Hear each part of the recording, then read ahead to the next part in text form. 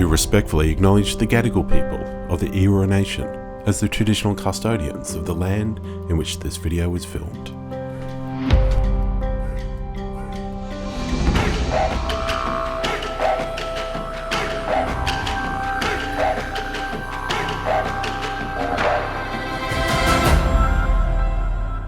Hi, I'm Crystal Kinsella, and today I'm joined by Leroy Wilkinson-Maher. How you going, bruz? I'm well, how are you, Tip? It's so good to see you. I know. Instead of a Zoom screen. I know, like just to be in the same space with each other, eh? I know, it's pretty deadly. Look, I want you to tell everyone who you are, where you come from. Here's your mob. Come on, what's your story?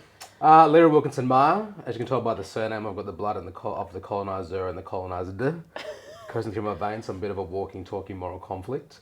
I'm a Worimi and Ngarrindjeri man, so very different cultures across East Coast and to more central and South Australia. Very rich legacy that I uphold through my family and through my blood. A legacy of trauma, a legacy of dispossession, a legacy of modernised solutions to combat trauma and the intergenerational trauma that we adopt. But a resounding component of my being is representing myself now as the leader of this generation, as the oldest of our generation, not leader, to make positive impact for the future generations of my family and of Aboriginal people in general. Oh, you surely are making lots of impact, and I feel very privileged that we've had the opportunity to work with each other over the last 12 months, 2 years, which has been really phenomenal to do that. So talk to me a little bit about Dhiira. Dhiira is an interesting organisation, an interesting company. Dhiira first started as a company that was essentially trying to transform HR, right? So my career started as a school-based trainee at the Commonwealth Bank through a school-based traineeship, Aboriginal school-based traineeship, and then went to work at the company that gave me the traineeship. And I finished up there as the head of people and culture, so kind of in a weird pocket of HR, which is not sexy. Sorry to any HR practitioners. But it was kind of this interesting world to explore the parallels between mainstream operations and the way the Aboriginal and Torres Strait Islander organisations inherently operate. The value system, the constructs, the way in which we do business, the way we hire people, the way we manage people, everything had a unique flair to it, and it was this Aboriginal term. Yeah. So in exploring that, it kind of led me to find that there was a pocket that needed addressing, and it was about the systems that bind our people, especially under mass operations to get Aboriginal people into employment and these government priorities and these localised priorities, yet no one was looking at that foundational issue that the conditions and the contracts that bind us were not culturally inclusive, were not considerate of the human need of individuals going into workplaces. So that's what Dhiira was at the start of it, was a HR transformation organisation. Was the market ready for it? No. I had a CEO say to me very early on in my business venture, Leroy, if no one's legislating that we do this work, why would I pay you? And I was like, okay, good point, middle-aged white CEO, It made good sense in that moment. I was like, how do I teach the need of this work? Which has then led us into a whole new realm of strategy, advisory, training, consultancy, which is all the weird and wacky spaces and places. And then more recently, a new offering in HR Plus to be able to be that critical friend to support HR operators and recruitment operators and HR leaders, to have critical friends and trusted advisors to say, hey, this just happened today, how do I respond? Yeah. To avoid that white fragility of being able to have zero friction resolution rather than having white fragility as a roadblock to progress. Yeah. So how does that work? What does that translate into, and kind of bringing Aboriginal culture perspectives into this Western context? Yeah. How do you make it work? It's really about the inherent DNA of these organisations, right? They're extremely white, they're extremely archaic in the sense that they're built to be safe, they're built to make money, and they're built to last. Yeah. And in doing that, people aren't often a factor of that conversation. So my job often is to explore those connective DNA points around where does the Aboriginal cultural term sit in terms of the DNA of the organisation? Can you integrate?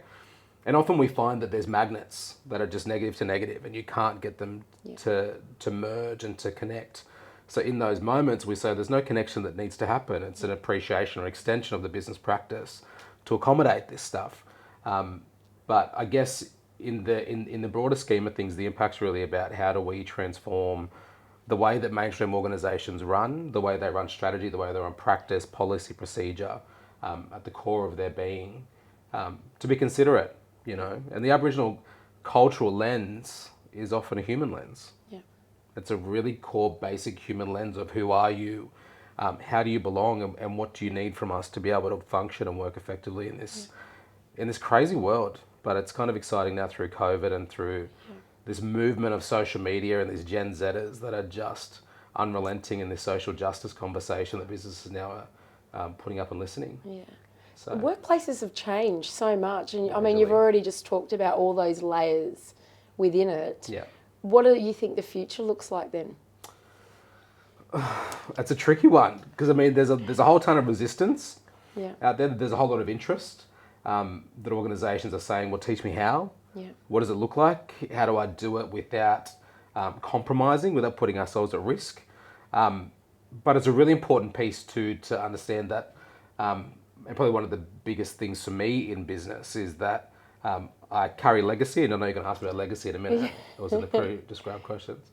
But there's a question that I ask myself about legacy, and every time I'm in a room with executives and leaders and people, and this happened very early on with Ngarrindjeri, who you've seen before in this video series, or after, I don't know when she'll be placed.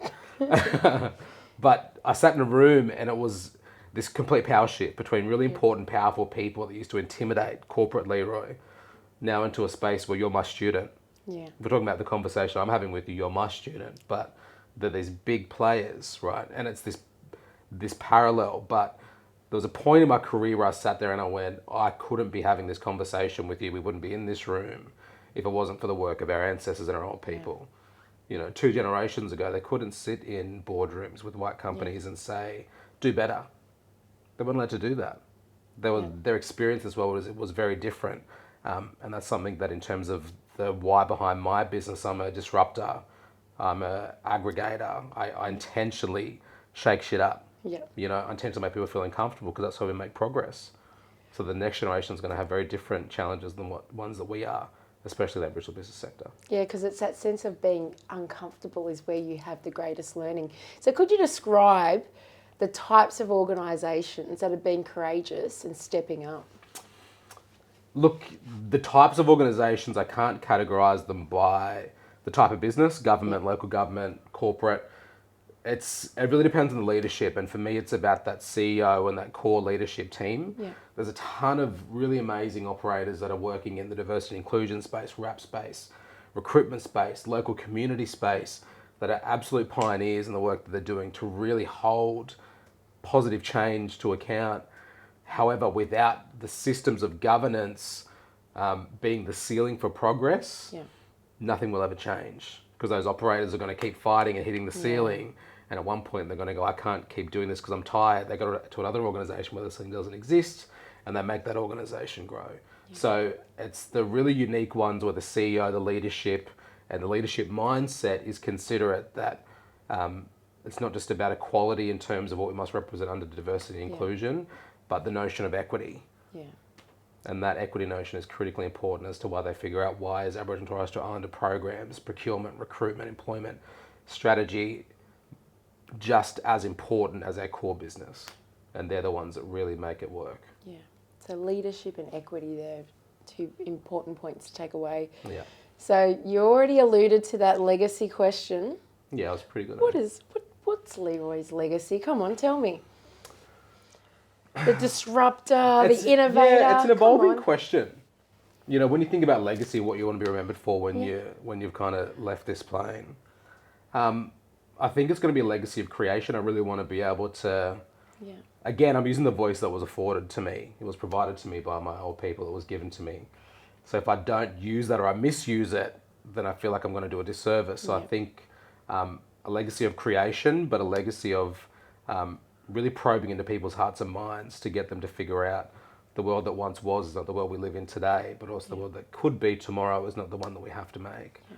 I think that's really important. If they're willing to put up and do it. It's bravery, it's boldness. It is bravery, definitely. Yeah. Have you got a final message you want to leave us with? Final message, final words, huh?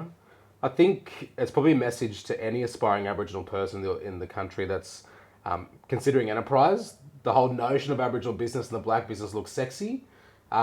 It's hard, it's solid, it's rough, but the Aboriginal business economy and the Aboriginal business sector is one place that I've probably found home and solace in. I've had a lot of people like Crystal and Mundanara and Kieran Shari, and a lot of people that have wrapped around me to say this can be done, it's not impossible. And the world in which we're conditioned often says that we can't do it, we're not capable enough, we're not strong enough, we're not smart enough, we're not rich enough. But can you beat me? Fuck that shit. just put a beeper over me. It's the world we want to make it, you know, and there's blackfellas now that are fighting a very different fight in this world, and now it's one of recognition, it's one of empowerment, it's one of economic prosperity, you know. Why can't blackfellas be successful under our own terms? Success is not always determined by money and clothes and cars, but, you know, I guess the breadth of success is up for us to determine.